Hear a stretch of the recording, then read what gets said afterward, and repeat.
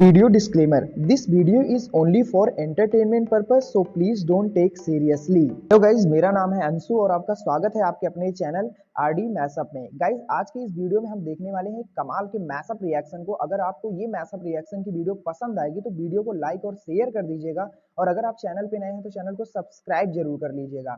Thank you. तो guys, आगे की बात हम वीडियो के खत्म होने के बाद करते हैं। तो चलिए इस मैशअप रिएक्शन की कमाल की वीडियो की शुरुआत करते हैं। Hope you will enjoy. से 300 साल पहले वेस्टर्न कंट्रीज में शुरू हुए कुछ रिवॉल्यूशन ने पूरी दुनिया पर अपनी छाप छोड़ी थी। ऐसा माना जाता था कि पूरे विश्व में क्रांति जब भी शुरू होती है उसकी शुरुआत हमेशा ही वेस्टर्न नेशन करते हैं। लेकिन दोस्तों, अगर इन 300 सालों से पहले के इतिहास को देखा जाए तो आपको पता चलेगा कि कई हजारों सालों से भारत कई बड़े बड़े रिवॉल्यूशन कर चुका है, चाहे वह आयुर्वेद हो, योगा हो या फिर जीरो की शुरुआत, जिसके बाद नंबर सिस्टम की शुरुआत हो पाई थी। और जैसे जैसे वक्त बदला वैसे वैसे लोगों की जरूरतों के हिसाब से रिवॉल्यूशन के मायने भी बदलते रहे।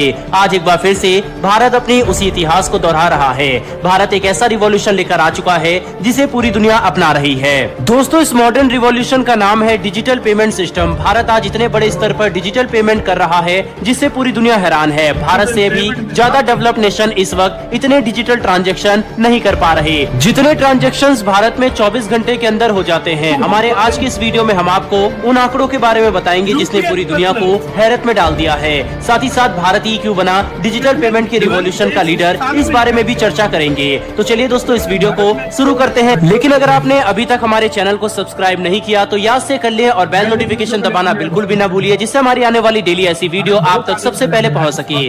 भारत में डिजिटल पेमेंट के आंकड़े पिछले साल 2022 में इस कदर ऊंचे गए कि खुद भारत सरकार के लिए इन आंकड़ों को संभालना मुश्किल हो गया। जी हाँ, ये बात हम ऐसे ही नहीं कर रहे। भारत सरकार ने बाकायदा ऑफिशियली ट्वीट करके ये जानकारी दी है। स्क्रीन पर ट्वीट का स्क्रीनशॉट देख सकते हैं। पहला ट्वीट 9 जून को भारत सरकार द्वारा किया गया था, जिसमें अगर आप नीचे आंकड़े देखेंगे तो 89.5 मिलियन लिखा हुआ है। लेकिन दोस्तों, 10 जून को एक बार फिर से भारत सरकार द्वारा एक नया ट्वीट किया गया। इस ट्वीट को भी आप अपनी स्क्रीन पर देख सकते हैं। खुद भारत सरकार ने लिखा कि आंकड़े इतने बड़े थे कि हम हैरत में पड़ गए और हमसे नंबरों को काउंट करने में गलती हो गई। ये असली और सही आंकड़े हैं। भारत ने एक बहुत बड़ा रिवॉल्यूशन खड़ा किया है और सबसे ज्यादा डिजिटल पेमेंट पूरी दुनिया में भारत के जरिए किए गए। और यहाँ पर नीचे दिए हुए आंकड़ों पर अगर नजर डालें तो सबसे ज्यादा भारत में 89.5 बिलियन ट्रांजैक्शन पिछले साल 2022 में पूरे किए गए, जिसके बाद दूसरे नंबर पर ब्राजील, तीसरे पर चाइना, चौथे पर थाईलैंड और आखिर पर साउथ कोरिया का नाम इस लिस्ट में शामिल है।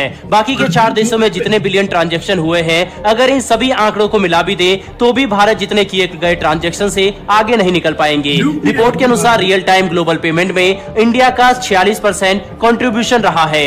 डिजिटल पेमेंट के क्षेत्र में भारत एक बहुत बड़ा और नया माइलस्टोन खड़ा कर रहा है। लेकिन आखिर ऐसा क्या कर रहा है भारत जिस वजह से आज डिजिटल पेमेंट के इस सिस्टम में वह ग्लोबल लीडर बन चुका है? इसके कई सारे रीजन है, जिसमें सबसे पहली वजह है कि एक ही फोन नंबर के जरिए यूपीआई ऐप में कई सारे अकाउंट्स का एक साथ लिंक होना, जिन्हें इस्तेमाल करना भी बहुत ही ज्यादा आसान है। आप अपने कई सारे बैंक अकाउंट को एक साथ लिंक करके अपनी मर्जी से किसी भी अकाउंट से आसानी से पेमेंट कर सकते हैं। इतना ही नहीं, digital merchant payment, personal bill payment और इसके अलावा भी कई फीचर्स यूपीआई पेमेंट ऐप में मौजूद है। यही वजह है कि भारत में ज्यादा से ज्यादा लोग यूपीआई में पेमेंट करना प्रेफर कर रहे हैं। इतना ही नहीं, यूपीआई के जरिए पेमेंट करने में 0% कॉस्ट लगती है। भारत में पिछले कुछ सालों में इंटरनेट पेनिट्रेशन भी 52% तक बढ़ा है, यानी इंटरनेट यूजर की संख्या में भी इजाफा हुआ है।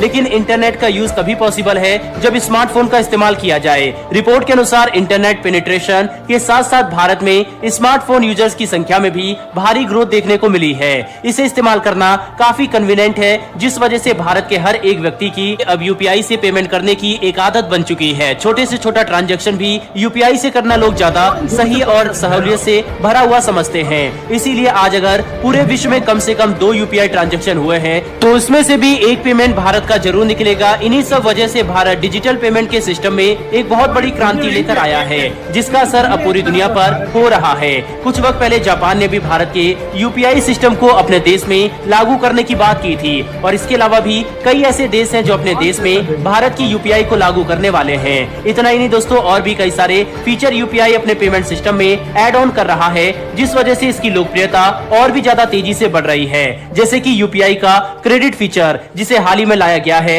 इससे एक अलग ही रिवॉल्यूशन यूपीआई पेमेंट सिस्टम में आया है। इसी के साथ साथ यूपीआई कार्ड पेमेंट या फिर कहे कि प्लास्टिक मनी मनी का भी एक बहुत बड़ा अल्टरनेटिव बन चुका है। दोस्तों, भारत जो डिजिटल पेमेंट सिस्टम में क्रांति लाया है, क्या आपको लगता है कि आने वाले वक्त में 193 देशों में भारत का ये यूपीआई पहुंच सकता है? नहीं, क्योंकि अभी 10 से भी ज्यादा देशों में भारत का यूपीआई पहुंच चुका है। अपनी राय कमेंट बॉक्स में लिखकर जरूर बताइएगा। साथ ही अगर आपको ये इन्फॉर्मेशन और वीडियो पसंद आई हो तो वीडियो को लाइक करके हमारी आने वाली डेली ऐसी वीडियो के लिए चैनल को सब्सक्राइब। बात हुई है, ये डॉलर नहीं था, ये बिलियन। मैं पहले यही समझा, ये 90 बिलियन भारत की आबादी कितनी है? 1.54 बिलियन। तो आप सोचो 90 बिलियन बार हुई है। पूरी दुनिया की आबादी को मेरे ख्याल में 12-13 बार करो ना, 12 बार करो, उससे भी ज्यादा ट्रांजैक्शन है ये खाली भारत में हुई है। ये क्या है? अच्छा, वो सिर्फ उन्होंने जब 89 मिलियन लिखा ना,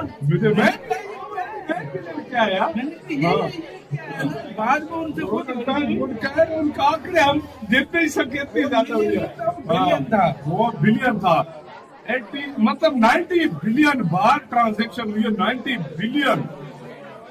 4 और जो देश है, चाइना, ब्राजील, उनसे भी ज्यादा, थाईलैंड का ब्राजील, चाइना, जो उनसे भी जो है ना ज्यादा है। उन 4 देशों को मिला लो, उनसे भी ज्यादा है। तो एक इंडिया सब पे भारी है भाई, एक इंडिया सब पे भारी है। दुनिया की 45 से 46%, 46% ट्रांजेक्शन सिर्फ भारत में, सिर्फ भारत में। पूरी दुनिया एक तरफ, और ये जिस तरह चल रहे हैं, और बाकी पहले रेवोल्यूशन लेकर आते था भारत, ये सदियों से भारत लेकर आ गया।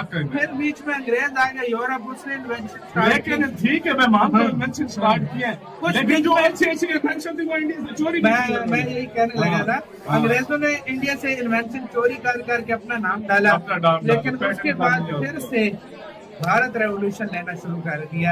अब भारत का पेटेंट कोई नहीं रोक सकता, पहले पेटेंट करके अपनी कर लेते थे। तो अब ठंडा उनको भारत ने किया, कर दिया। अच्छा भला ठीक, आप ठंडा कौन यूपीआई यूज करता है यार, ये मत पूछा करके कौन यूज नहीं करता, कौन करेंसी नोट। मुझे ये कहते हैं सही में शर्म आ रही है, कौन यूज करता है।